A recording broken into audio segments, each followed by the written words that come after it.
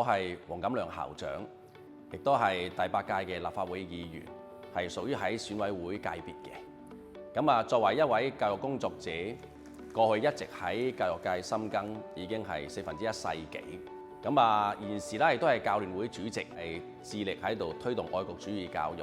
所以過去其實係有好豐富嘅喺教育界嘅經驗啦，亦都有參政議政同埋建言獻策嘅一啲嘅見解。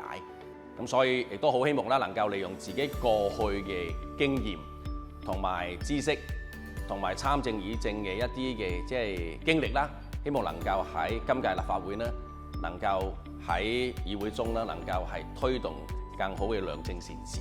咁你本身由港區全國人大代表啦，到呢個教聯會主席，以至係立法會議員呢一個嘅身份啦。咁其實咧，你會點樣利用好呢3重嘅身份咧，去做好你嘅工作咧？我好深信啦，就作為全國人大代表同埋教聯會主席嘅身份啦，係有利於未來喺議會入面去開展喺議會上面嘅各項工作嘅。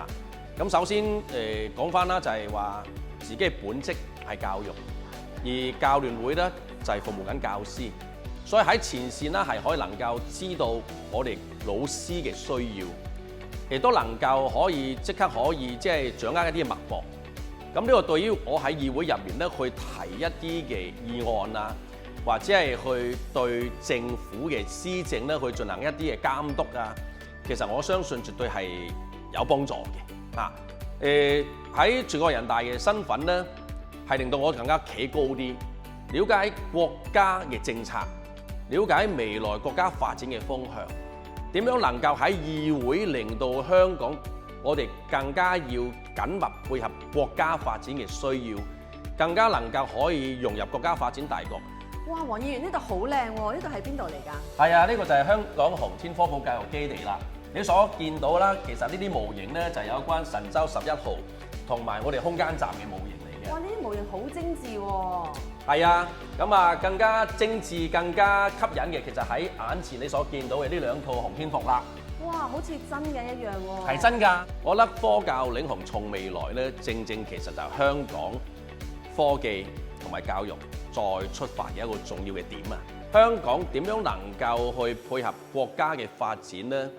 係一定我哋要去思考嘅。國家未來就係要教育強國、科技強國。喺啱啱講緊嘅15規劃入面呢，亦都提出啦，其實我哋要統籌好教育強國、科技強國、人才強國嘅建設。香港未來點樣能夠參與其中，甚至係能夠服務到國家發展呢？